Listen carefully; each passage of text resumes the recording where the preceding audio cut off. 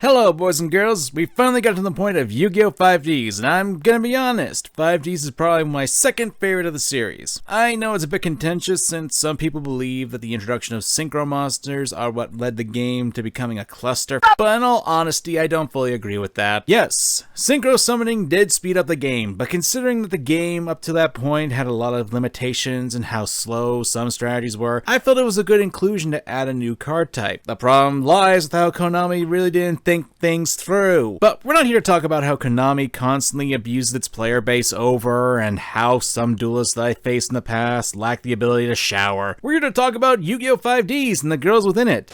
Yes!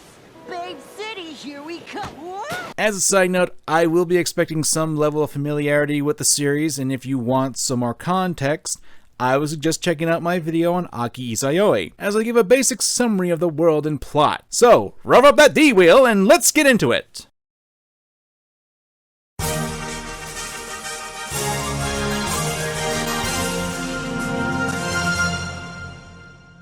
As I said before, I hope that at least some of you watched my Aki video and how good of a character setup she had. If you haven't seen the video, please go watch it.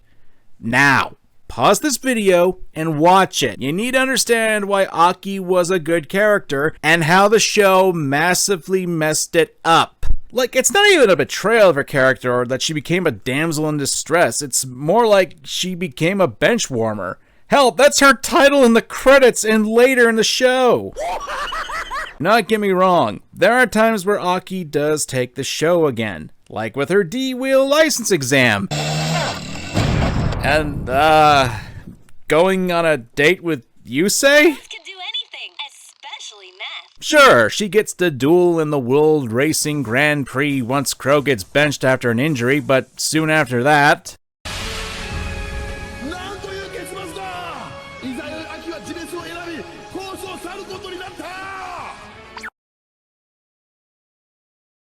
Yeah, there were some other things, but I'm not going to go over all of them, as my issue with the second half of 5Ds is that there was a lack of direction and overall development for Aki in the series. It's a problem that we'll be seeing more and more when we get to future series, but I need to cover something that is related to this specific one. Yu-Gi-Oh! 5D's production was messy, and because of that, there was a lot of production issues. Not helped that the ratings for the show weren't all that great. Hell, reruns of Yu-Gi-Oh! GX in Japan were beating 5Ds into the ground. One day, I'll have to talk about 5D's production in more detail, but I'll say this, it's because of what happened with 5Ds that Zexal took a more... Remember the guy who showed me all those shortcuts to school and taught me how to burp the alphabet? That guy was awesome! Child-friendly direction. There have been a lot of rumors talking about why Aki's role was diminished, and there are three popular rumors about that I want to address. The first is that "Fuck you, Crow" was uplifted from being a villain into the third lead protagonist role due to the fact that his archetype Black Wings was really popular at the time, and thus took the place of Aki. But there are a few big problems with that. The first is that from what I've seen, there's been no official statement issued that this was the case. It's always been a fandom theory. Let's take a moment to look at the time frames. Crow's debut was episode 30, which aired October 22nd, 2008. The first set of Black Wing cards came out in Crimson Crisis, which was released in Japan on November 15th, 2008. Only 3 weeks afterwards. I don't think that was the reason. I do think Crow was initially supposed to be a villain since the design does have that twist to it, but for this rumor, I do not believe that to be the case. The time does not lead up to it, because if you know anything about animation, it takes more than a few weeks to make a 22-minute animation. The second rumor has to do with a real-world cult, and how one of the voice actors for Yu-Gi-Oh! 5Ds was associated with, and there was some drama that went along with that. Oh! Okay! In that case, do you think you could elaborate? And if you know anything about Japan's culture, they did have an issue with cults. And since there was a cult-like element in Yu-Gi-Oh! 5Ds, they had to be changed to a more sci-fi element that was the Iliaster. That's why you got this lovely scene.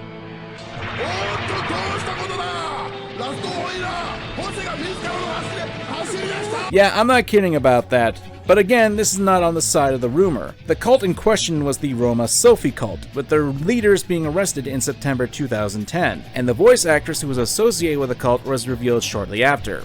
To be specific with episodes, this would be around episode 127. However, the introduction of the 3 Iliaster members were revealed in episode 65, which was in 2009. Sherry Leblanc's introduction, a character I'll get to later in this video, was introduced in episode 71, also in 2009, as well as the World Riding Grand Prix, which had already been established well before the outing of the cult's association with a single voice actress. So, no, evil cults didn't have anything to do with the mech warlords happening. The series was already on the path for over a year before the information came out. And finally, the final reason for why Aki's character development was removed from the second half was, yeah, remember I'm talking about Aki here? The third rumor would be because her voice actress, Ayumi Kinoshita, was pregnant at the time. Excuse me, the fuck did you just say? Which is, a really stupid rumor. Again, unless the gods of time are friggin' messing with me again, that's not possible. Yu-Gi-Oh! 5D's run was from 2008 to 2011. Ayumi got married in 2012, and her kid was born in 2014. I'm willing to bet that someone decided to make this up. People thought it was possible, and no one bothered to even check to see if it was true. You know, something that the internet loves to do on a regular basis? Now, you may be wondering, but comment! What is the reason behind Aki's writing in Season 2? Well, I'm not a mind reader. I can't claim to know the specific reason myself, but my own personal theory is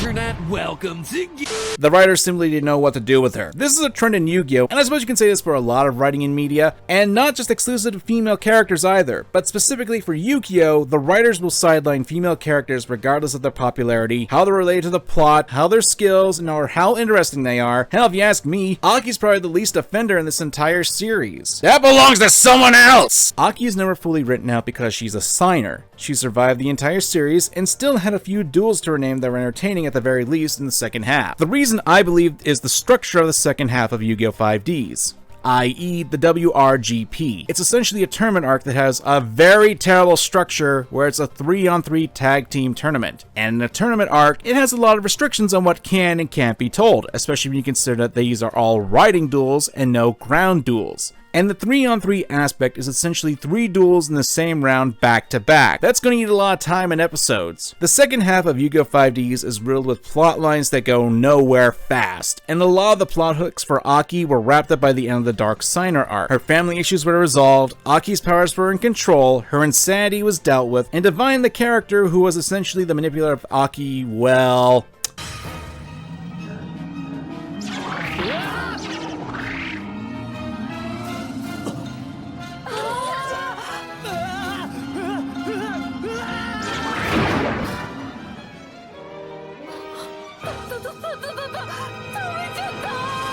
he got arrested by the cops! What, you think I'm joking? Nah, he survived that. Yeah, he survived being eaten by a giant newt. Turns out in the Yu-Gi-Oh! 10th Anniversary animation book, it was confirmed that he was revived after that and was arrested promptly. Point is, he was gone. There wasn't anything for Aki to really do after that, as most of the plot hooks had already been spent. Save for having a crush on Yusei. Aki was made into a benchwarmer because the writers had no clue what to do with her. The format they chose for the next season limited what they could tell and who they could tell it with an addition on who the leads of the show were. So yes, I can say, fuck you, Crow! Especially when you consider Katsumi Ono, a director of the Yu-Gi-Oh! 5Ds and Arc 5 anime. He seems to have a really good hard-on for Crow, to the point where he's a returning character in Arc 5. While I don't have proof of this, I certainly wouldn't be surprised with this, knowing how much we know about him and his connection with Crow. And unfortunately, the reason why I spent so much time on talking about the issues and rumors about Yu-Gi-Oh! 5Ds is because this affects the rest of the female characters that I'm going to be talking about. Do you want to know what I would have done if I was in the writing staff? Well, I doubt they let some stupid American like myself in there, but there are things you could have done with Aki. Like, while Aki could have forgiven herself for her transgressions when she was lashing out with her psychic powers, her past could still haunt her. After all, she was the Black Rose Witch, who did hurt a ton of people, and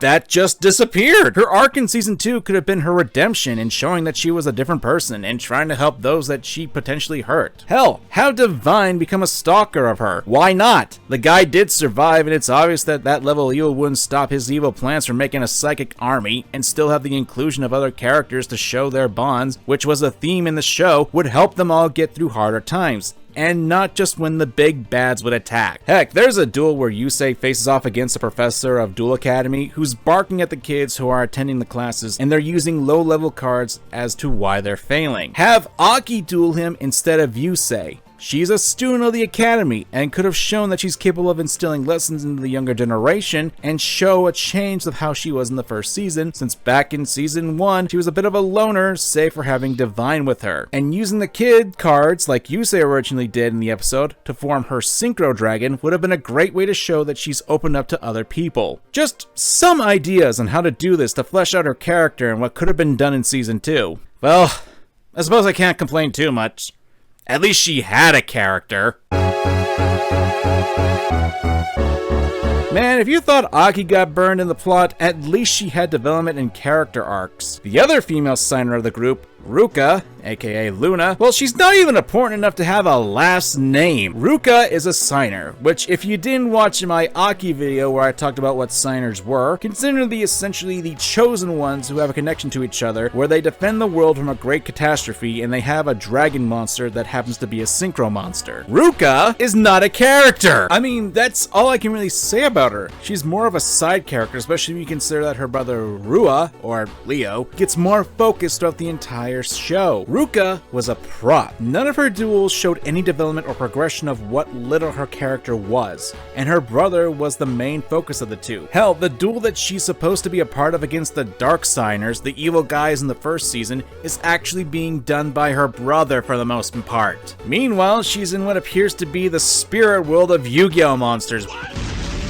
Yeah, she can see and interact with dual spirits, which, you know, I should explain, but I'm not gonna because this barely comes up in the series after this. She's just there to help Rua become a character. Hell, she's even a damsel in distress at multiple times throughout the series and is only there to help Rua's development. I don't know what to tell ya. Ruka barely has a character. She's nice, she's caring, but she doesn't even have an arc. She's just there to make Rua look good. And what sucks is she's a signer. She doesn't even have a deck theme in the show. Yusei, Junk, Jack, Arc Fiends, Aki, Roses, Rua, Morphtronic, and fuck you Crow, Blackwings. Hell, even in the dub, they basically just tell us that she's a dueling prodigy. Too bad we barely see her doing that. Heck, the manga did a better version of making her an interesting character, since she had that whole vibe of being a creepy little girl that was possessed by an evil spirit, and her brother was just basically trying to help her. At least you had something interesting going on with her character in that. Oh well, c'est la vie!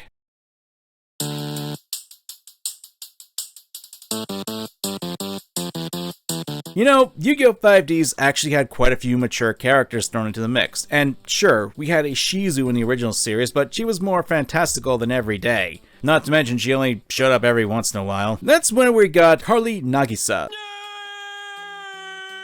a journalist in Neo Domino City who's actually pretty important to the plot in the first chapter, especially in concerns with Jack Atlas. Hell, she was actually pretty cute with Jack, since there was a lot of scenes with her and Jack hanging out.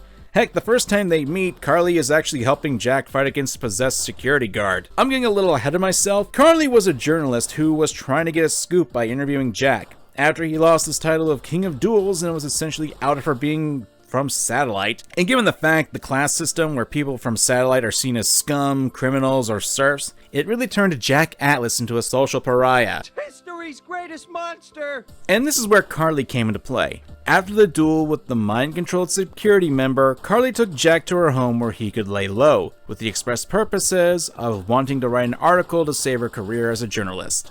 However, as Carly got to know Jack a bit more, and with the two going on a date since Jack was essentially a freeloader, Carly actually helped Jack understand that he needed to be true to himself after he was essentially used and tossed away. I'm really truncating this stuff, but it was actually pretty interesting, and not only did Jack turn a new leaf to become a better person than he was before, but so did Carly, where she vowed that she wouldn't write an article that would hurt people. And after a duel where Yusei, the main character, was fighting against someone who was essentially killed by him, Jack had to push Carly away. Not only because was it dangerous because of the Dark Signers, but also because if the truth of what was going on with the Signers got out, the head honchos would essentially throw her in jail for the rest of her days to keep the truth from getting out. Unfortunately, Jack had really touched Carly's soul, and she couldn't get him out of her mind, so she decided to look into another Signer that was still in Neo Domino, Aki, and in turn the organization she was a part of, the Arcadia Movement. This would be her biggest mistake though. Normally, this is the part where you'd have people who don't really know 5Ds and would complain about, oh, women in refrigerators! She's being used for character development for Jack because she died! Since, yeah, Carly's death does actually play into Jack Alice's development later in the first half of 5Ds. But here's the twist! She becomes one of the dangerous dark signers, even developing a secondary demented personality, and her opponent that she's going after is none other than Jack himself. It's a pretty intense duel too, and there's even a part where Jack thought he lost it and became a dark signer himself. He knocked himself out of it though, and told Carly that he was selfish and would hurt his friends, but Carly had shown him the light before this all happened. I could go on about this, but I'm sure my editor is ready and willing to stab me if I keep going on and on, but the point is, Carly was a fleshed out character, had a real good setup, and even had a great chemistry with Jack. I really liked this character development. It was good. Now you're probably wondering, well, Kamen, what's the problem? It's the goddamn second half of the series! After the Dark Signer arc, Carly's role in the story was diminished more and more until she essentially became a gag character and was eventually known as a Jack girl. I don't know the official term, but it's essentially the role that all three of Jack's romantic options that were used for the lowest form of comedy. Along with Carly, we've got Mikage, who was a secretary who fell in love with Jack, and Stephanie, who is a random waitress at a cafe that Jack likes to order overly pricey coffee at. I will not be talking about these two because one of them practically gets the same treatment as Carly, while the other is a nobody that just was created for the sake of giving Jack a harem. To be frank, the second half of 5Ds really did a number on Jack, Carly, hell, almost all the other characters, essentially turning Jack into a comic relief character. Hell, I'd even say that it kind of walks back on the development that Jack and Carly went through. But that's $30! Yes, but it makes you feel like a million. By the way, I'm a little light today. Do you mind picking up the tab for this one, buddy? Kill me now! Oh, and by the way, remember that cult I brought up during Aki's portion? Yeah, that was Carly's VA. That was part of the cult, but as I stated, that had nothing to do with the problems of Yu-Gi-Oh! 5D's writing issues. Next!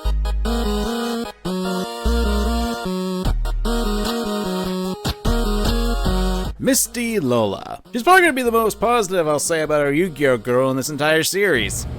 That's a damn shame.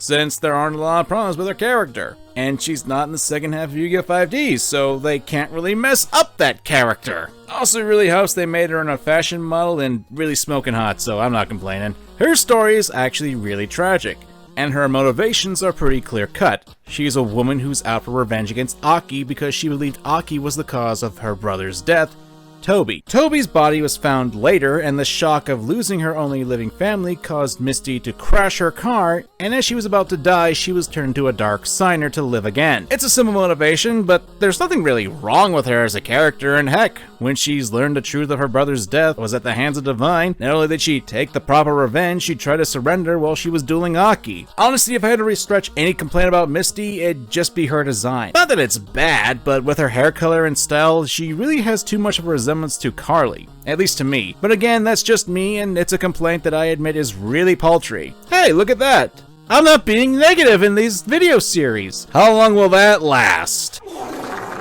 Apparently not long enough. Sherry Leblanc. Probably one of the biggest wastes of potential that Yu-Gi-Oh! 5D's had as a character. They're the same picture. So let me set the stage. You got this badass biker challenging Yusei Fudo after he was kidnapped.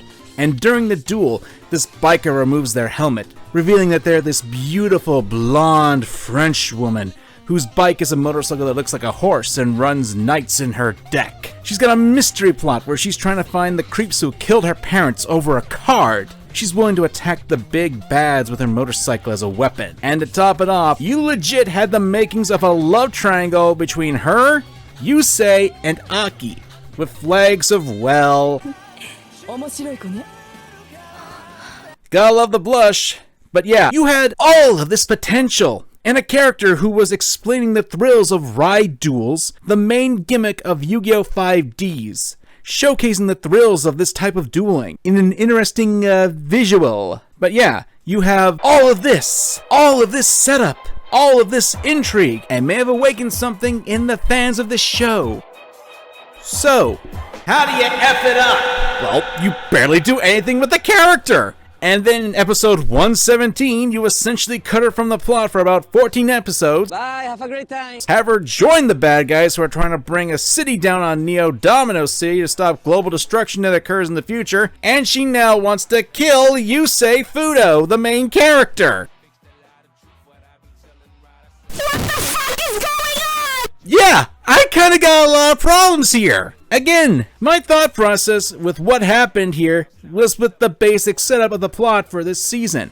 It's hard to make a lot of good stories when you've got so many limitations strapped to this plot. By the way, I'm a little light today. Do you mind picking up the tab for this one, buddy?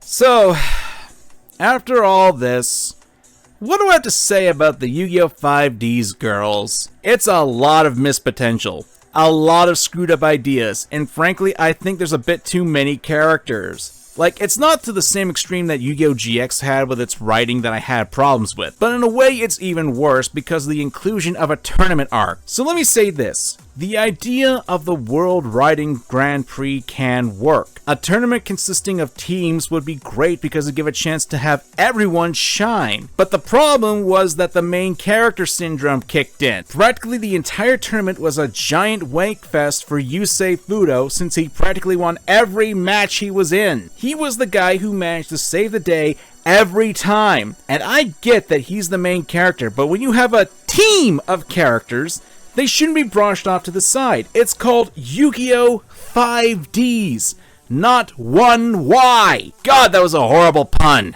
And it's not just the girls that were given terrible treatment in the second half of the series. Aki was turned into a literal bench warmer save for one match, while the writers essentially had her be a sacrificial lamb for Yusei to look good. The twins were basically know-nothings until the very end. Jack was turned to a comedy relief character. Fuck you, Crow! And if I ever get the chance to cover the male characters or the problems in general with the various Yu-Gi-Oh! Series, I'll definitely bring this up. You wanna know what the big problem was? Well, Takahashi, the creator of Yu-Gi-Oh!, was limiting his involvement with the anime since at the end of Duel Monsters, he did contribute a ton of designs and was persuaded to join with 5Ds. This was stated in the 21st Bunkodan. However, if anyone knows anything about Takahashi's involvement with Yu-Gi-Oh!, you'd know he almost killed himself while he was drawing Zord. Then again, with the snake penis, I don't really blame him for that. During the Dark Signer arc, Takahashi decided to step down from the creative position that he was in. He gave the reins to a new team of writers, most notably Katsumo Omo, who, if you can glean from the Yu-Gi-Oh! 5D's arc of Yu-Gi-Oh! Arc 5, had the biggest man crush on Crow Hogan, to the point where Crow was turned into a main character. Again! So, you wanna know why 5D's writing, and not just the girls, got so bad? It's because Takahashi jumped ship. I'm not saying 5D's second half is a trash fire. The second half has probably some of the most iconic and fun duels in it. Hell, the Clear Mind scene in the second half is probably one of, if not the most important and my favorite scenes in all of Yu-Gi-Oh! Especially the Japanese version when you got Masaki Endo's clear mind blurring out and watching Shooting Star Dragon deliver 5 simultaneous attacks at once.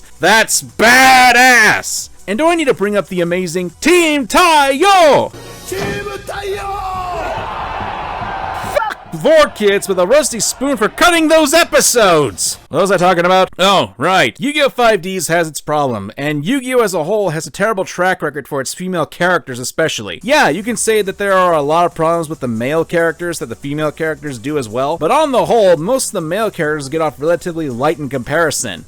Oh well, next time we're putting on a D-gazer and talking about Yu-Gi-Oh! Zexal, the series where everything decided to go much younger, and did it in the most creepy way possible. Ugh. I'm MangaKamen. Thanks for watching.